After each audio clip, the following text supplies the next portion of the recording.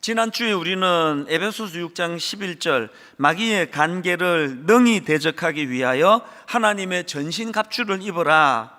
여기 나오는 전신갑주는 군인들이 입는 갑옷과 투구라고 말씀을 드렸는데요, 사도 바울이 그 당시 로마 군인들의 완전 군장한 모습을 매개로 해서 이 너무나 치열한 영적 전쟁, 영적 싸움 중에 있는 우리 그리스도인들이 그 영적 싸움에서 승리하기 위해서 갖추어야 될 6가지 항목들을 이제 로마 군병들의 군장에다가 빗대어 가지고 그렇게 이제 설명을 하는데요, 그 6가지가 이렇습니다. 진리의 허리띠, 의의 호심경, 평안의 복음의 신발, 믿음의 방패, 구원의 투구, 말씀의 검, 이렇게 6 항목을 제시하는데 지난 한 주간 동안 특별 새벽 부흥회를 통해서 이제 한 항목씩을 다 살펴보았고요. 이제 오늘은 맨 마지막 6번째 항목인 이 말씀의 검, 이 말씀의 검에 대해서 살펴보려고 합니다.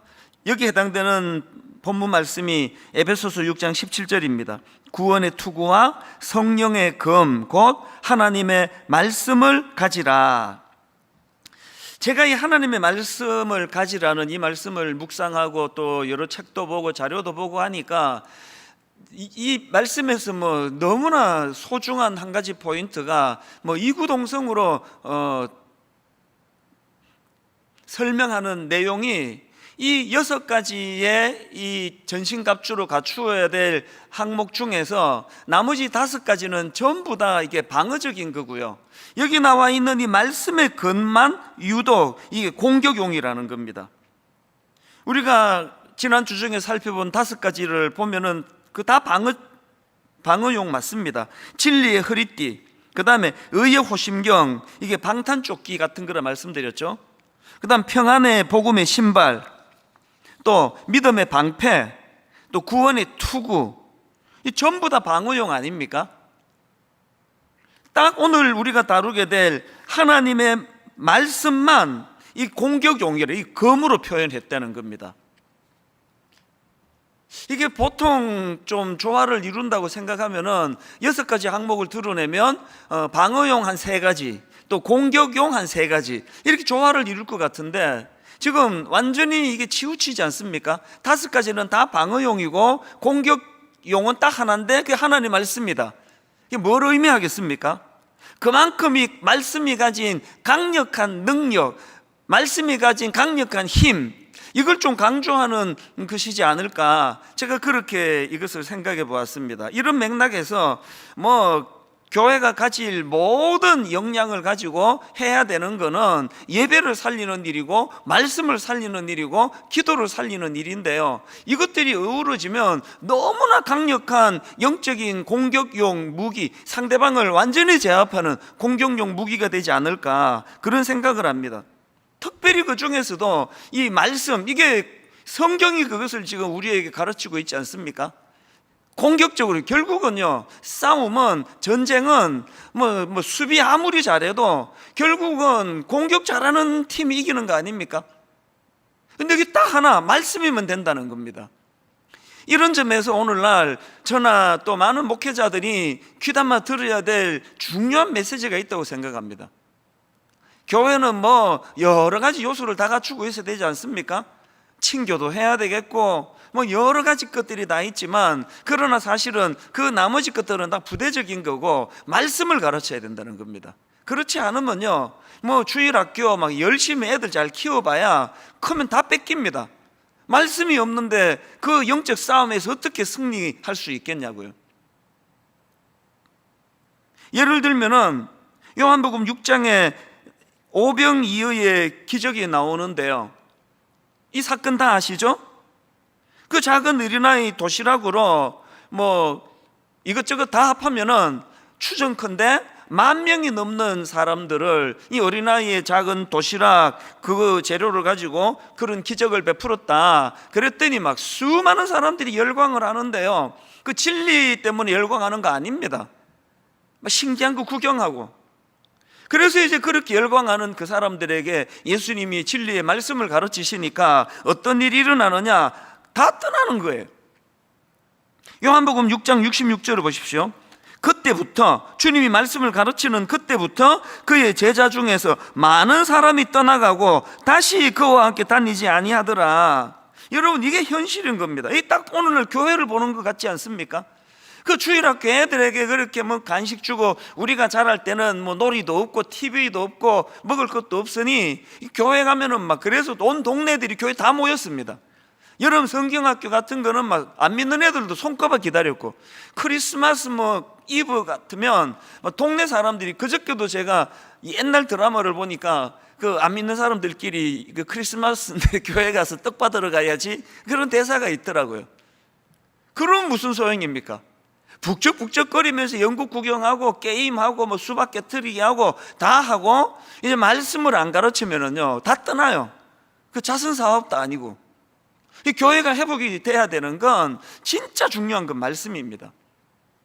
분당 우리 교회가 학교를 빌려서 교회를 개척하고 났더니 이모 주중에는 아무것도 못했거든요. 아이들 학교가 지금 이게 수업이 되는데 교회에서 뭘 하겠습니까? 이 등급만이 뭐 본당 하나 가지고. 그래서 저희는 달력에 빨간색 뭐 공휴일 뭐 아무것도 못했습니다. 그래서 모임은 전부 집집마다 돌아다니면서 제자 훈련도 돌아다니면서 하고, 모임도 뭐 다 그렇게 했는데요, 지난 18년 19년을 되돌아보면서 제가 처절하게 깨달은 건요, 체육대회 안 해도 지장이 없더라는 거예요.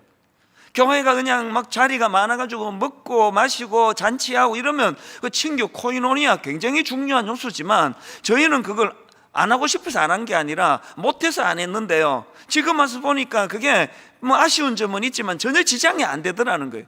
그래서 너무나 이제 다른 걸 할 수 없으니까 아이들이 이제 여기 학생들이 주일날에는 학교를 안 오니까 막 예배에 모든 걸 다 걸자. 오히려 더 부흥하게 되더라는 겁니다. 교회는 이 6가지 항목 중에서 다 방어용인데 공격하는 것 딱 한 가지, 하나님의 말씀이다. 여기에서 오늘 우리가 참 많은 생각을 하게 만든다고 생각을 합니다. 그래서 저는요, 오늘날 교회는 오병이의 기적 보고 떡 먹고 막 기분 좋고 우와 막 열광하다가 예수님이 진리의 말씀을 가르치니까 다 떠나버리던 그런 상황 속에서 베드로와 같은 인물을 길러야 된다는 겁니다. 66절을 보십시오. 예수님께서 말씀 전하니까 다 떠나버리는 그 상황 속에서 제자들에게 이런 질문을 던집니다. 요한복음 6장 67절, 예수께서 12 제자에게 이르시되 너희도 가려느냐? 그랬더니 68절, 시몬 베드로가 대답하되 주여 영생의 말씀이 주께 있사오니, 영생의 말씀이 주께 있사오니 우리가 누구에게로 가오리까? 아마 정말 우리 주님 마음을 기쁘게 흡족하게 드렸던 그런 대답 같습니다. 막 교회가 가능하면 그런 기적도 좀 일어나면 좋겠고요, 막 병도 고치고 막 소문도 나고 뭐 그러면 좋겠습니다만, 그러나 그거가 본질이 아니라는 거예요.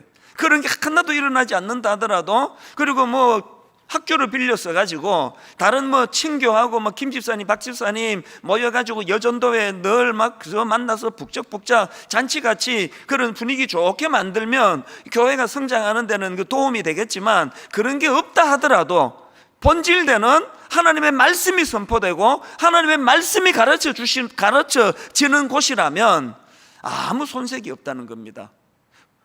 분당 우리 교회와 이 땅의 모든 교회들이 방금 말씀드린 요한복음 6장 68절에서의 시몬 베드로와 같은 대답을 만들어내는 교회가 되기를 원합니다. 주의 영생의 말씀이 주께 있사오니 우리가 누구에게로 가오리까?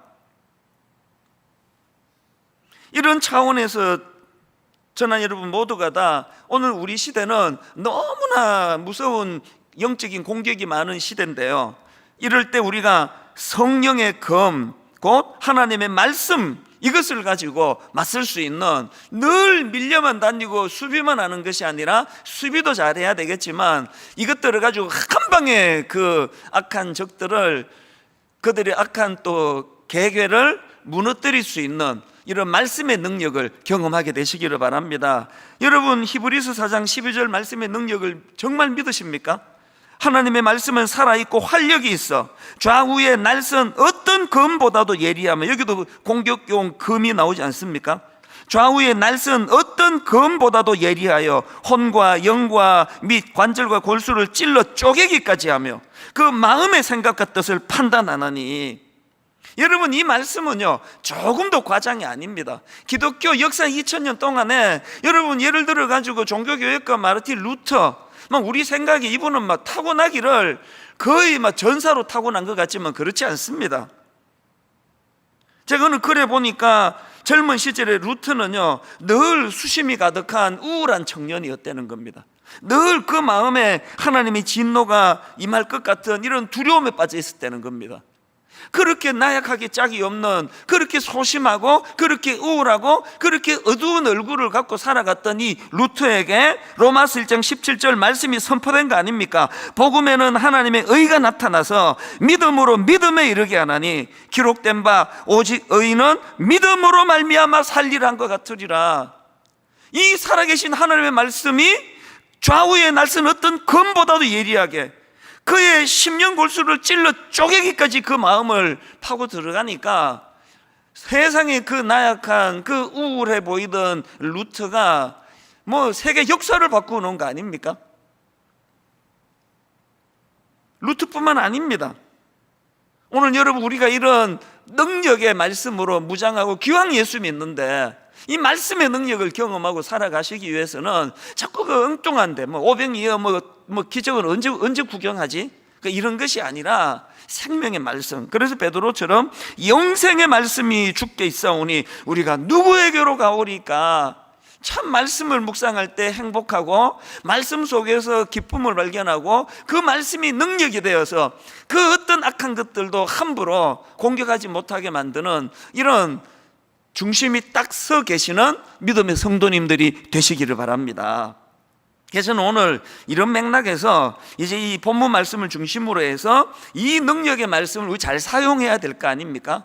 그래서 이제 제가 말씀의 검 사용법 이런 제목으로 이제 한 2가지 정도 그 사용법을 좀 나누려고 합니다. 여러분, 말씀의 검 사용법 첫 번째, 성령님을 의지하며 사용하기. 무슨 의미인지 아시겠죠? 자, 본문 에베소서 6장 17절을 다시 보십시오. 구원의 투구와 성령의 검 곧 하나님의 말씀을 가지라. 여러분, 여기 보니까 지금 하나님의 말씀을 성령의 검이라고 그렇게 표현을 했는데요, 왜 하나님의 말씀이 성령의 검입니까? 대답 간단합니다. 왜 하나님의 말씀이 성령의 검이라고요? 그건요, 성령님께서 하나님의 말씀으로 우리를 인도해 주시기 때문입니다. 성경을 읽으실 때요, 꼭 한 가지 제가 지침을 드리고 싶은데요, 성경을 읽으시기 전에 반드시 기도하고 읽으셔야 돼요. 기도하실 때 특별히 성령님께 간구의 기도를 드려야 됩니다. 성령님, 저는 너무나 미련한 인생입니다. 저는 아무리 말씀을 읽어도 이 깊은 영적인 진리의 말씀을 깨달을 수 없는 인생입니다. 그래서 제가 성경을 펴고 말씀을 읽을 때 성령님, 저에게 지혜를 주시기 원합니다. 이 말씀의 의미를 잘 깨달아 알 수 있도록 분별력을 허락해 주시기 원합니다. 그렇게 말씀을 읽기 전에 반드시 성령님의 도우심을 구하고 읽으셔야 됩니다. 예수님께서도 그 성령님 인도하심의 중요함을 여러 번 반복해 강조해 주셨는데요, 자, 요한복음 14장 16절을 보십시오. 예수님 이런 말씀을 하십니다. 내가 아버지께 구하겠으니 그가 또 다른 보혜사를 너희에게 주사 영원토록 너희와 함께 있게 하리니 그는 진리의 영이라. 그는 진리의 영이라. 여러분, 보혜사 성령님이 우리 곁에서 우리를 도와주시는 분으로 계시면요, 뭐 전방위로 도움을 받을 게 너무너무 많겠지만 오늘 예수님은 그 중에서 성령님은 진리의 영이시라는 겁니다. 내주하시는 성령님을 알지 못하고는요, 내주하시는 성령님의 그 진리의 영 되시는 성경 말씀을 깨우쳐 주시는 그 지혜를 덧입지 않으면 성경 100번 읽어도 아무 소용이 없습니다. 고린도전서 2장 10절 현대인의 성경입니다. 하나님께서는 누구를 통하여? 성령님을 통해 그 비밀을 우리에게 알려주셨습니다. 아니 성경 자체가 성령님의 영감으로 쓰여져 있기 때문에 성령님의 영감으로 풀어 읽지 않으면 아무 소용이 없습니다. 옛날에 우리 학교 다닐 때 수학의 정석, 지금도 저는 가끔씩 악몽을 꿔요. 수학의 정석을요, 그 수학의 원리가 다 그 통해진 상태로 읽지 않으면요, 그거를 100번 읽어도 아무 소용이 안 읽은 거랑 똑같습니다. 이 수학에 워낙 약했던 저기 때문에 참 그 수학의 정석만 생각하면은 지금도 막 악몽을 꿀 정도인데요.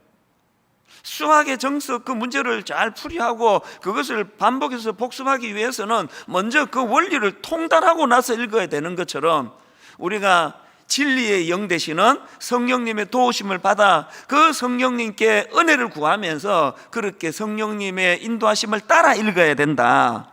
제가 이 말씀을 준비하다가 거의 한 37, 8년 전 이야기입니다. 제가 20대 후반에 이제 그때 갓 대학 졸업하자마자 우리 누나들이 참 고마워요. 누나들이 그렇게 개 이런 거 해가지고 저한테 또 돈을 또 주시고, 또 우리 형님이 또 집을 또 이제 담보로 그렇게 결합해서 그렇게 이제 조그만한 가게를 시작을 했는데요. 그렇게 이제 가게가 돈 맛을 좀 이제 알아가기 시작하고 그거 재밌더라고요. 이게 미국이란 나라가 정말 아메리칸 드림을 이루는 곳이라 그러더니 나같이 이런 초보도 막 열심히 하니까 되더라고요. 하나 구하기 위해서 막 뻔질나게 잠도 안 자고 뛰어다니고, 그래서 이제 이 돈 맛을 좀 알 듯 하는 그 즈음에 하나님께서 제 마음에 소명을 주신 거 아닙니까? 너 여기서 뭐하니? 한국으로 돌아가 청소년들을 섬기고 도와라. 아니 전 가족이 이민으로 미국에 갔기 때문에 저는 평생에 한국으로는 못 가는 줄 알았습니다. 강력한 하나님의 그 소명 앞에 순종해서 제가 이제 그 소명 받고만 서너 달 만에 이제 한국으로 총신대학 신학대학원을 입학을 했는데요. 그 과정을 제가 생각해 보니까요, 너무너무 가슴 벅차고 너무 감사하고 너무 감격한 것도 있었지만 또 다른 한편으로 정말 제가 두려워하고 불안했던 기억이 있습니다. 그래서 병으로 와가지고 막 고열에 시달리고 끙끙 앓고 그런 그 기간을 보냈거든요. 왜 그렇게 불안했느냐? 여러분 생각해 보십시오. 5남매 중에 막내인 제가 가족 다 떠나가지고 더군다나 막 저렇게 형제들이 도와주셔가지고 이제 겨우 이제 비즈니스가 자리가 잡힐 듯 말 듯한데 그거 다 그냥 정리해버리고 한국에 돌아가 또 미국 시민권도 반납해버리고 그랬는데 이거 하나님 뜻이 아니었네? 내가 그날 헛걸을 봤네? 이래버리면 내 인생이 어떻게 되느냐고요. 그래서 이게 두려운 겁니다. 이 진짜 하나님의 이 뜻이 맞는 건가? 그래서 제가 마음에 그 두려움을 가지고 성경을 읽어야 되겠다고 결심을 한 거 아닙니까? 창세기부터 요한계시록까지 전체를 제가 일독을 하면서 하나님 뜻을 좀 분별해야 되겠다. 이건 100% 성령님이 주신 지혜라고 저는 생각합니다. 제 머리에서는 그렇게 나올 수가 없습니다. 그 당시 제 어린 생각으로는. 그렇게 창세기부터 요한계시록까지 읽는데 여러분 생각해 보세요. 이거 읽는 과정이 교회에서 이번에 성경 일독해라 그래서 읽는 게 아니고요, 내 인생을 걸고 읽는 거 아닙니까? 내 인생이 지금 장래가 달려있는 문제니까 얼마나 절박하게 은혜를 구하면서 읽었겠냐고요. 그렇게 쭉 읽어가다가 하나님께서 마음에 확신을 주셨기 때문에, 확신 없는데 제가 그 모든 걸 다 내려놓고 포기하고 할 수가 있겠습니까? 그리고 얼마나 그 확신이 제게 강렬했으면 세상에, 내가 여러 번 얘기했지만 아니 지금 내가 역이민을 생각하고 돌아오는데 김포공항에 도착해서, 그 당시에 김포공항에 도착해서 그날 밤에 어디서 잘 계획조차도 안 세우고 간 거 아닙니까? 진짜 무모한 결정이었던 것 같아요. 그런데 여러분, 제가 오늘 이 말씀을 준비하다가 너무너무 가슴이 뜨거웠던 거는 그렇게 하고 37년이 지났거든요. 지난 37년의 내 인생은요, 컴퓨터가 자로 재는 듯이 가르쳐주는 그 길로 간 것 같아요. 단 한치 오차도 없었습니다. 이렇게 어리버리한 제가 한국에 돌아와 만 10년 그 귀한 우리 청소년 아이들, 내 평생의 재산이에요. 요즘도 제가 청소년 사역 시절을 생각하면 막 뭉클뭉클합니다. 저 똑똑한 애들이 보통 애들이 아니거든요. 이 나같이 어리버리한 이런 지도자를 목사라고 그렇게, 그저께 제가 이런 생각을 하다가 울컥했던 게요, 10년간의 청소년 사역을 다 마치고 그때 마지막으로 고3 부서, 입시생 부서를 제가 마지막으로 맡았었는데요, 이제 아이들을 이제 2월 마지막 주에 졸업 예배를 이제 졸업 예배로 애들 졸업을 시켜주고 3월 첫째 주부터 이제 분당 우리 교회 예비 모임을 예배를 정식으로 그때 시작을 했거든요.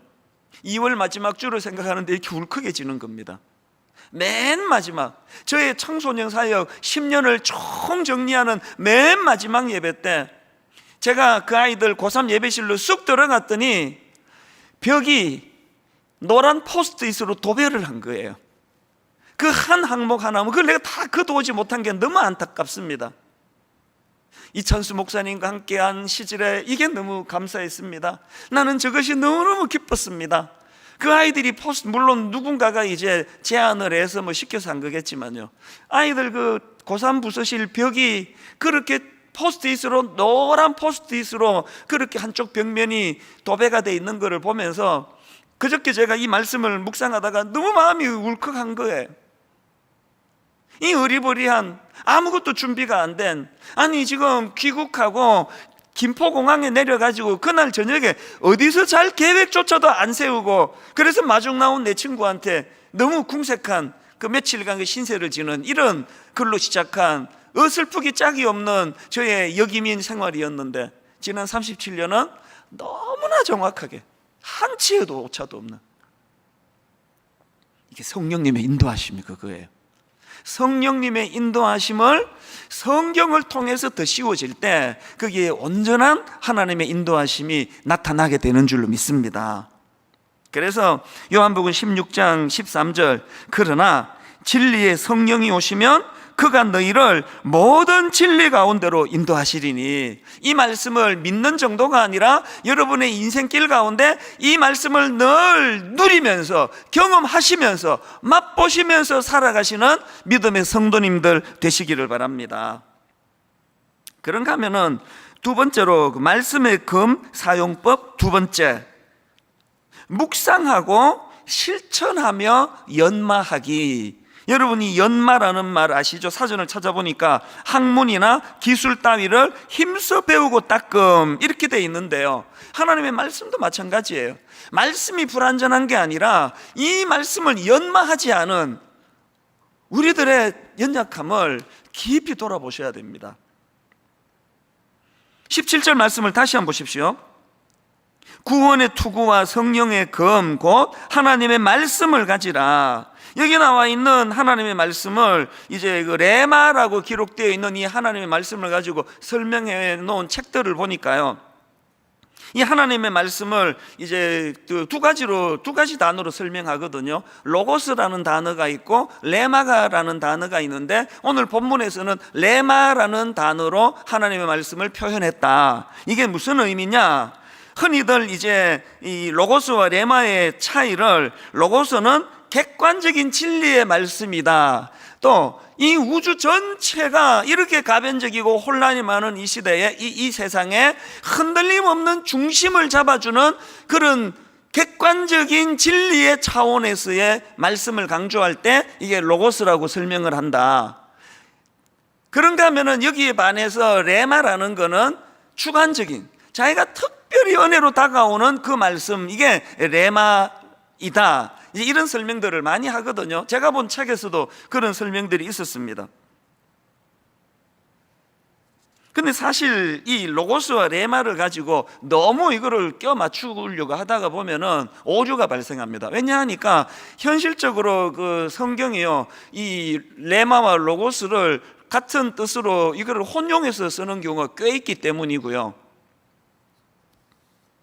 개석은 신약학자 길승남 교수님이 쓴 책에 보니까 이 부분을 이제 지적을 하면서 이제 그럼에도 불구하고 여기에서 이제 레마라는 단어를 로고스가 아니라 레마라는 단어를 쓴 이유를 이렇게 설명하는 걸 봤습니다. 그러나 이 그러나가 뭡니까? 원래 이 레마와 로고스가 같은 의미이기 때문에 성경이 혼용해서 사용할 때가 많은데, 그러나 대체로 로고스는 메시지의 내용을, 레마는 어떤 상황에서 말하여지거나 선포된 말씀을 가리킨다, 그렇게 설명을 하는 글을 제가 봤고요.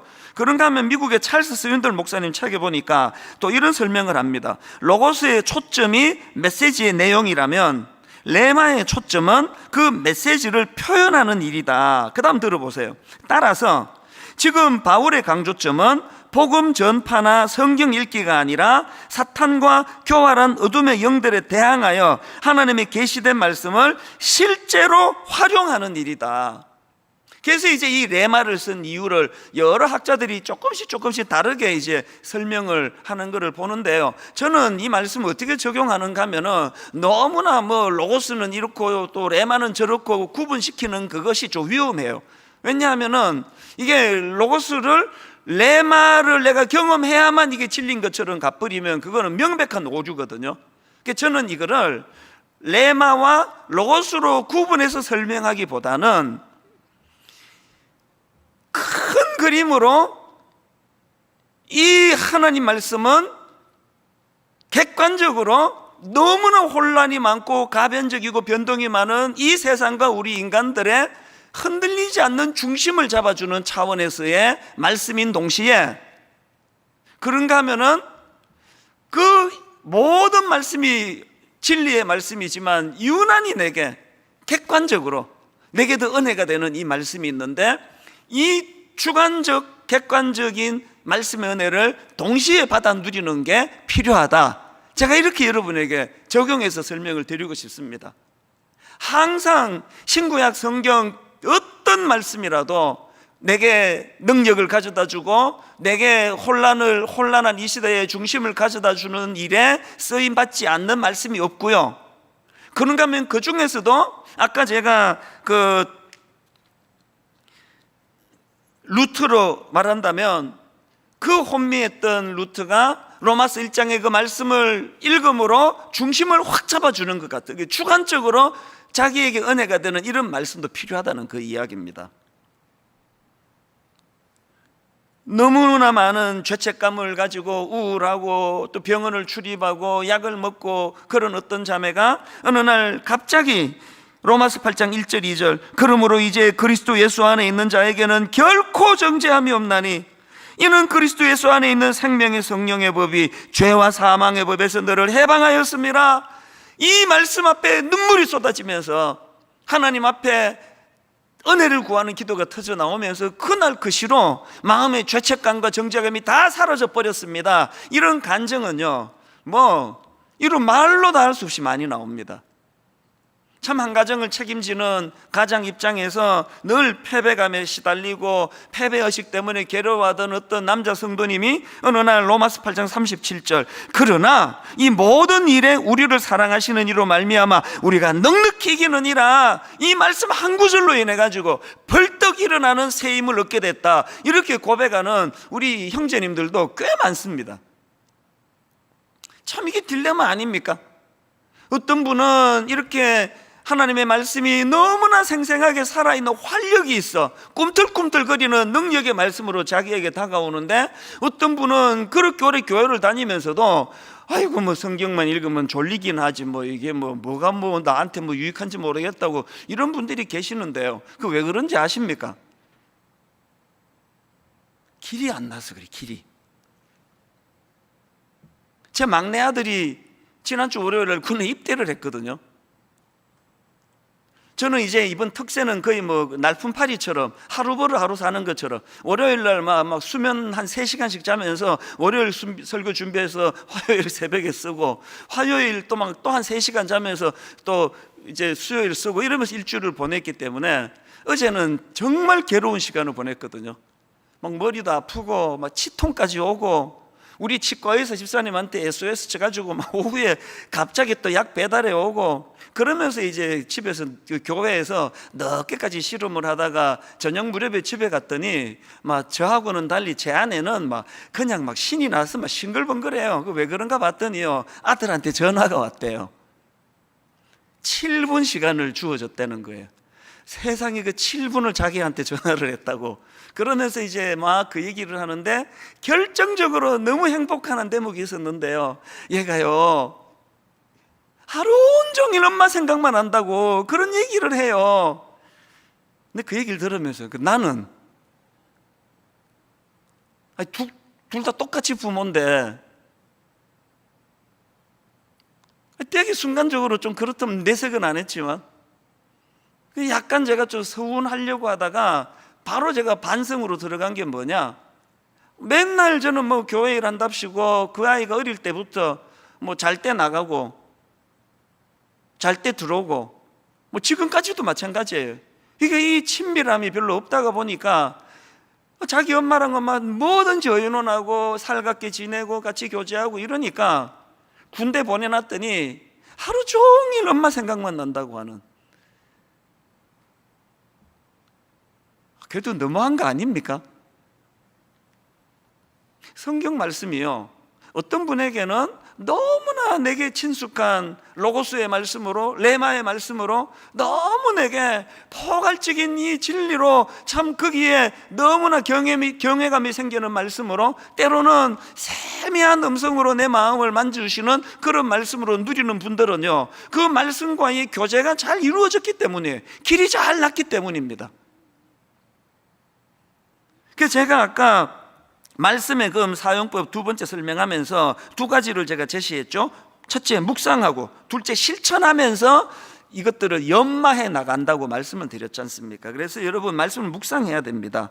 길이 나기 위해서는 너무 우리 아들이 저에 대하여 별로 생각도 안 하고 자기 엄마만 생각하는 것처럼 말씀이 서먹서먹해지는 걸 막으려면은요, 말씀과 내 심령 사이에 길이 나야 되는데 그 묵상입니다. 시편 1편 1절 2절 복 있는 사람은 악인들의 꾀를 따르지 아니하며 죄인들의 길에 서지 아니하며 오만한 자들의 자리에 앉지 아니하며 오직 여호와의 율법을 즐거워하여 그 율법을 주야로 묵상하는 자로다. 묵상하는도다. 공동번역으로 보니까 밤낮으로 그 법을 되새기는 사람이라는 거예요. 밤낮으로 그 말씀을 되새기는.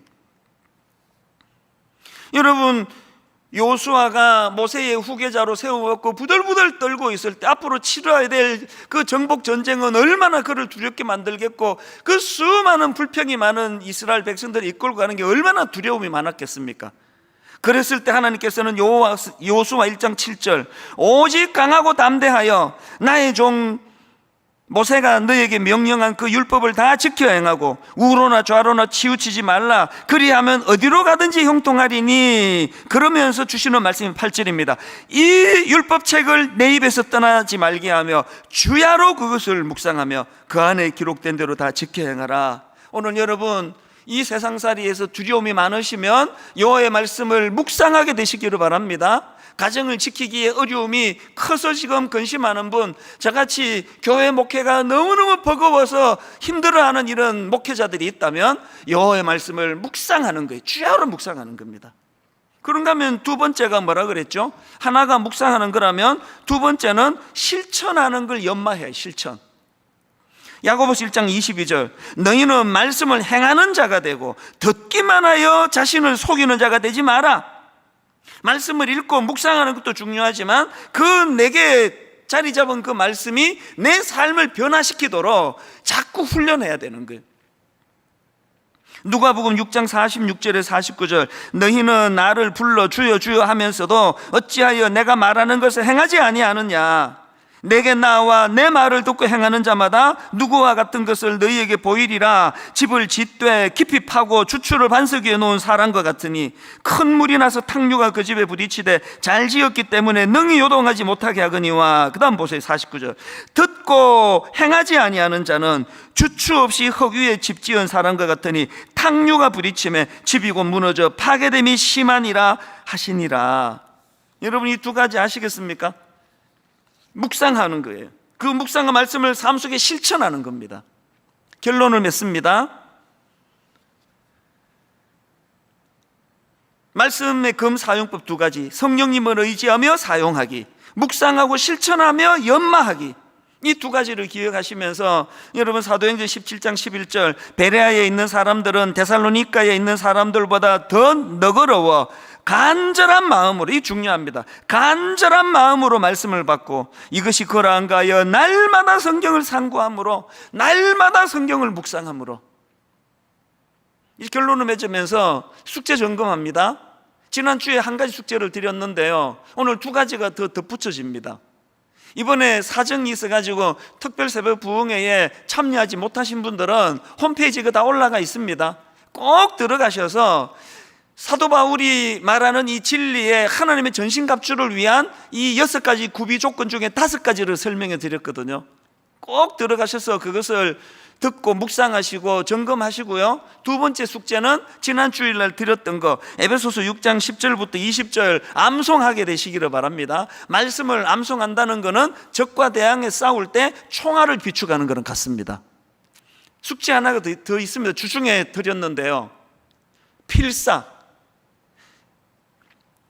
에베소서 1장부터 6장까지를 필사하는 겁니다. 아무 노트나 구입해서 하시면 됩니다. 우리 홈페이지에 또 다운받아서 쓸 수 있도록 노트를 만들어 놨습니다. 필사가 좋은 게요, 읽는 것보다 속도가 더디잖아요. 묵상하기가 좋은 겁니다. 필사하시면서 자꾸 되뇌이세요. 성령님, 이 필사 가운데 개입하여 주시옵소서. 진리의 영이신 성령님, 이 말씀을 깨우쳐 내 삶 속에 묵상이 되고 실천이 되는 도구가 되게 하여 주시옵소서. 오늘 말씀을 쭉 정리하시면서 우리 이 찬양을 드리면서 이제 말씀을 마무리하기를 원합니다.